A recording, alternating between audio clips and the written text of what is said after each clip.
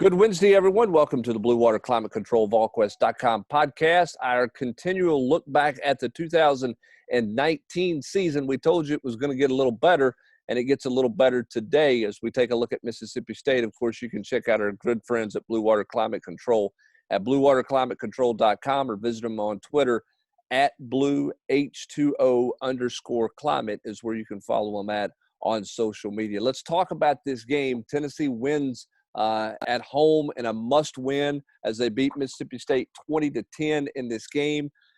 I thought upon rewatching the game, just seeing the emotion of Jeremy Pruitt, he had a very clear understanding of how important this football game was for this team last season for the rest of the season. Didn't you think?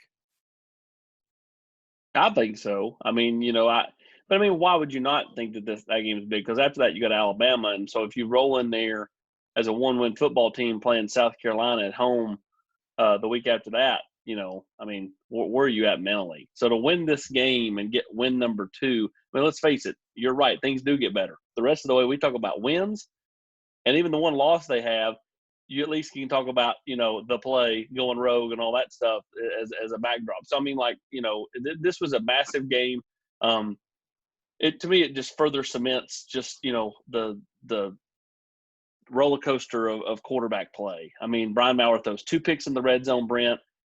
Jarrett, clearly handcuffed most of the second half, but he did throw one of those. It's kind of like it's a different type of throw, but it's one of those throws that make you go, okay, this guy can play quarterback at times, much like the pass to Jawan at Florida after the bad throw to DWA. He threw just a beautiful touch deep ball to Ramel Keaton in this game. That makes you think, where's that at consistently? So this was a big football game. Hell, the best throw he plays, he finally threw a flare pattern out in the flat to a running back that didn't torpedo him in the thigh. That was actually that won the game. Ball. Yeah, that 3rd and 6 won the game. I mean, I know that Tyler Bird had the big play after that, but that JG's played a 3rd and 6 won the game. I mean, the overarching takeaway at the time was this kind of was the Day of Atonement, for Butch's orphans, because it was Nigel Warrior, it was Darrell Taylor, it was Batuli, it was Tyler Bird, it was all these guys. It was JG coming up with the right play, Tim Jordan, contributing as the number 1 running back. But when I rewatch it for a 3rd time, especially kind of where we are right now, just coming off the NFL draft, this is the game that Trey Smith looked like Trey Smith. This is the game when Gil Brandt's out there now talking about Trey Smith being, a top pick next year. This is the game he had his legs underneath him. He made mincemeat multiple times of kick-out linebackers, of blitzing corners. Tennessee wasn't overly dominant running the ball in this game. They only averaged like 4.1 yards a clip. But they were able to grind out that 91-yard drive at the end, and they did it a lot early with the run and mostly getting a hat on a hat running behind Trey Smith and Brandon Kennedy, 2 guys who they hope to be fixtures on the offensive line this coming season. Rob, it's interesting. They didn't necessarily put up the huge yards per carry, but they ran the football for 3 quarters when you talk about after the Maurer interception in the second quarter when they shut down the passing game. They lined up and said, hey, we're going to run the football. And Mississippi State knew they were going to run the football. And Tennessee, effectively enough, ran the football to win the game, which is something you had not seen out of a Tennessee football team in a long time. 2 years. I mean, they've been the worst rushing team in the SEC, the previous year. To me, Jesse referenced it, but that last drive, 91 yards, about 8 minutes left on the clock, it's 13-10. It just feels like, with everything we've seen from this team in the last 15 games, or 20 games even, it feels like things are getting ready to snowball and get worse. Mississippi State's not very good, but Tennessee has not been able to hold a lead. They've not been able to close the deal in a game like this, and they did it. First they get the penalty on that kickoff, which only kind of heightens the sense that, hey, they're going to get 3 and out. Mississippi State's going to get the ball to 50, down 3, and and here we go. But instead, as you said, they ran the football. The 3rd and 6 pass that Jesse referenced was, I'd forgotten about that one. little flip out to Jordan. I mean, obviously remember Tyler Bird's touchdown. I'd forgotten about that. That was a nice play. I mean, and you heard the announcers talking about it. I mean, Jared did that. That wasn't his first read. I mean, he looked elsewhere and came back to Jordan for the safety valve. But to your point about running the football, Brent, that was – you started to get the sense that this was, that they had something, that they could be physical. I mean, it almost, in the way they could play offensive football the way Jeremy wanted them to play offensive football. And you kind of saw that. And that 91-yard drive was the culmination of it. I mean, Tyler Bird sealed the deal with the catch and run, but Ty Chandler getting it out of the shadow of the goalpost. Tim Jordan with a couple of nice runs. I mean, they were a physical running football team out to midfield. They weren't dominant by any means, but this was the start of an identity. And they didn't become a dominant. Now, obviously, we'll talk about it in a few weeks, the Vanderbilt game. We know what Eric Gray did in that game. But they did find something to hang their hat on offensively where they could line up and run the football. They were scrappy. Somewhat effectively, which they could not do early in the year. My other takeaway offensively from this deal was that just the yin and yang of Brian Maurer. I mean, a couple of slants. I mean, it's dead on the money, on time, blah, blah, blah, blah, blah. And look, I know he had the concussion and all that for the second interception. The first interception is just a bad read, just a bad football play. Totally baited. At any level, that's just a bad play there. And I know he's a freshman, that's the growing pains. But that's where the frustration or the concern I have with Brian Maurer is, does he ever come out of that? Does he come out of that with more experience? We saw when in the Indiana game, he got baited into plays. They weren't turnovers, but they could have been turnovers. I think that's your concern when you look at the quarterback room moving forward with a guy like Brian Maurer. Lots of talent. Look, great balls. He's got great velocity on the ball. He got a good quick release. Can he manage the game, which he could not do in the red zone in this game? He was really good, Jesse, 20-20, which was kind of summed up his year. I mean, he was able to make plays between the 20s, but when the field got smaller, the mistakes became way more frequent. Oh, yeah. I mean, and this is also a game, it's I had kind of forgotten in the moment. And I remembered that Tennessee had taken the air out of the ball because JJ ends up with that stat line 6 for 7, and most of it's on 2 passes, the one that you had aforementioned to Keaton and then the score to Bird. But, Juwan Jennings was not a factor in this game. That was really the only game all season that JJ was not kind of Tennessee's dominant offensive presence. They tried that trick play, and it's a busted play. He runs it, and does his little 20-yard scramble. But other than that, he was pretty much blanketed. And so for Tennessee to find a way to win offensively, I think is encouraging for this season in terms of some of the physicalness and using the offensive line and the running backs. The concern, I would say, especially rewatching this again, is the margin for error is so small, because then it literally takes one drop or one non-first down in that last drive to potentially be in a position to lose the game. Jeremy, I had this in my notes. Again, process over results. I was not, Jeremy, I think, got so spooked by some of the turnovers early in this game. He takes the ball. They get another interception. Trayvon Flowers gets that pick right before halftime, and they run it 3 straight plays. They don't even call a safe pass, and they settle for what is effectively a 50-yard field goal. Now, Samaglia hits it, but that's asking a lot, I think, if you're projecting forward of sometimes you still you got to have enough faith in your guys. Jeremy, he wanted to win this game so badly. He was going to be as cautious as possible. But I do think you probably saw later on in the season him kind of give both his quarterback and the rest of the offense a little bit more room. Well, I mean, I thought – go ahead, Rob. I was just going to – real quick, to Jesse's point, I made a note of it that when Jarrett came into the game, Jeremy ran it on 3rd and 6, 3rd and 4, and 3rd and 9, 3 times in a row. I was going to say, the way he's coached through 2 years, the end of the half scenario is actually, in my opinion, the opposite of what he's been. To me, this was him kind of feeling the pressure of the moment a little bit, knowing that they needed to win this game, afraid to take any kind of chances. Because he's been a gambler late in the half, taking some shots when you're like, even like backed up on your own 20. taking a few shots here and there. So to me, it was, a sign that, he was really kind of apprehensive to do anything, outside of just, take the air of the ball and be very conservative. Take the 3 points, even if it means you're kicking a 50-yard field goal. Well, and Jesse, and I think that's the point. You guys are making the same point, and I would agree with that. That he's been at times overly aggressive in the final 5 minutes or the final 4 minutes of a half. I thought this was the game. Again, goes back to what I said in the open. What you're saying, Austin, pressure there. You got to win this game, and B, we have no idea what our quarterback's going to do right now. Let's see if we can steal points here, Jesse.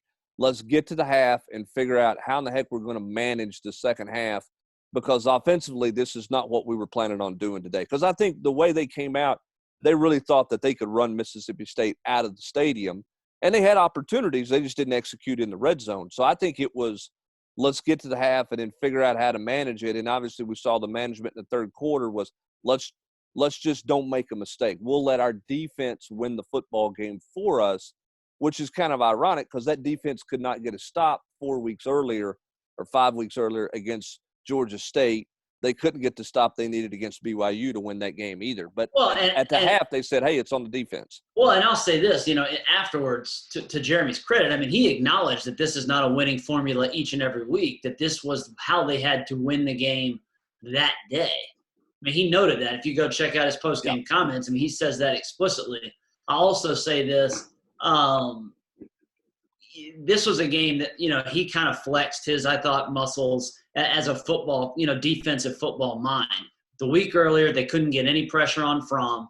Fromm had all day to throw. So this is a game where they dial up all sorts of crazy blitz packages. They're running from everywhere. They're running double corner cat blitzes. They're running jailbreak. I mean, it's just – and Darrell Taylor had a nice game kind of just pursuing the edge. And really, as a run defender, this is probably one of his better games of his career, helping stop Kylan Hill. But, in terms of pressure packages, they decided, hey, we're not just going to sit back. We don't have the front four or front, edge guys to get to the quarterback. Let's send all the pressure we can, and it worked. Well, on the first series, they brought a nickel blitz and they brought a corner blitz in 3 downs, so they were going to come pressure there. Rob, I didn't mean to interrupt you. I'll let you make your point, but I want to ask you this as well, or note this and get your thoughts.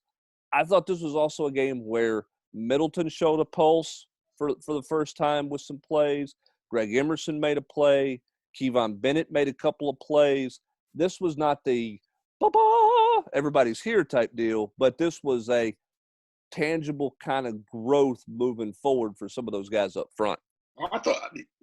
Completely agree. I just wanted to make the point. I mean, we talked about that the last drive, his touchdown drive, was kind of the seminal moment of the game where you really felt like something might be coming together. But the defense showed up from the start. I mean, I'm not trying to say that Kylan Hill is Herschel Walker or Bo Jackson, but the kid was, averaging 120 yards a game rushing coming into this one. Tennessee held it at 19 yards on 11 carries. I mean, the way they were able to take him away, I mean, he was clearly the focal point of the scout. And they just completely, made him a non-factor. And the pass rush was there all day long. As you mentioned, against Georgia, I mean, Fromm sat back there and, could have done cross-stitching in the pocket. And Jeremy obviously decided that, hey, I'm going to sell out. We're going to leave some things open. And they got hurt. I mean, you saw, Mississippi State, caught him in a couple of bad blitz situations. But the payoff was worth it. I mean, I feel like for what they were able to do to the pocket. One of the fun things about these watches, you get to hear the announcers, which, we don't get to hear when we're at the game. And you can hear Stinchcomb talking about, the clock, the internal clock in the quarterback's head for when the pass rush is getting there. And I thought that was a factor as the game went on because Jeremy was dialing up so much pressure that they did rush some things. And, they were aware that pressure was coming. I thought like go ahead. We talked about just maybe the change in philosophy a little bit. I mean, he periodic times throughout his career, he's brought a lot of pressure because he couldn't get home any other way. But I thought that you could just see over the course of this game, the team got a little more confident. And then after they had won the game, I thought that the team just played looser the rest of the year. They played, you have nothing to lose going the following week to Alabama.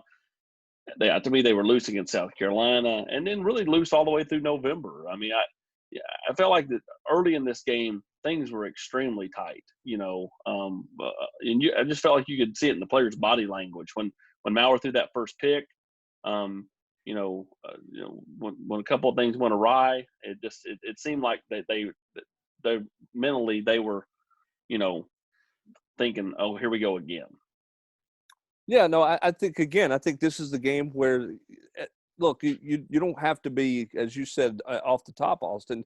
It doesn't take, a lot of scientific knowledge to understand the importance of this game. And I think everybody, Jesse, felt the importance of this game from the opening kick. Players, coaches. I think that's why you saw a very high-strung Jeremy Pruitt. He was argumentative about everything.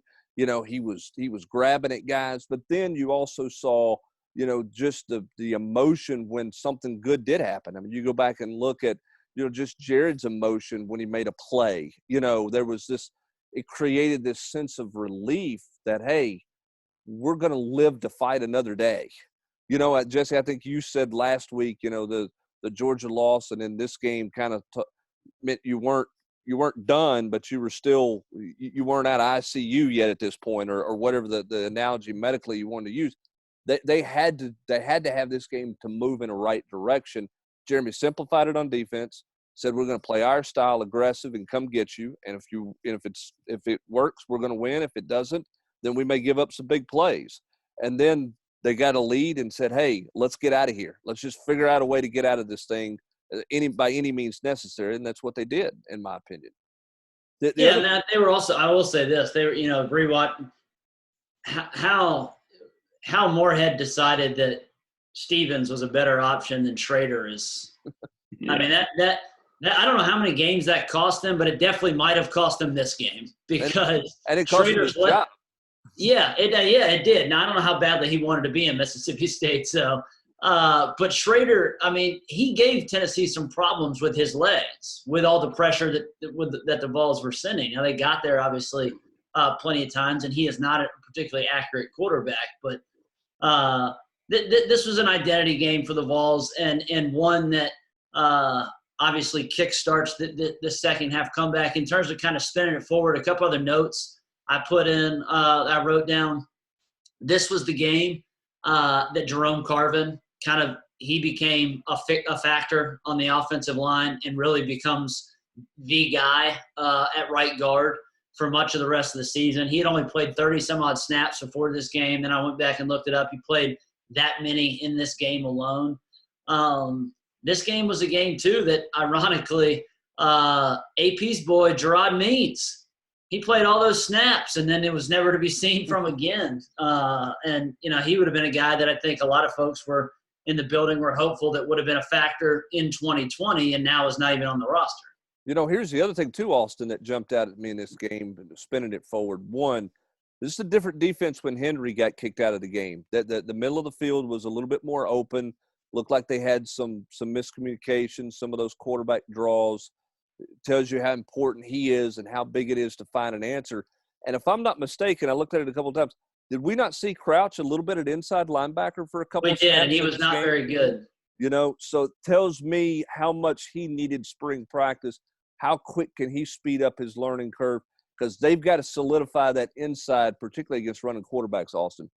Yeah, when they missed Daniel Batuli the first two games, they missed the guy that lines him up, a guy that knows where to be, but from an athletic standpoint, isn't what Henry was or is. So when Henry goes out, I think you just lose a ton of athletic ability in the middle of the field and a guy that's got a high football IQ. So.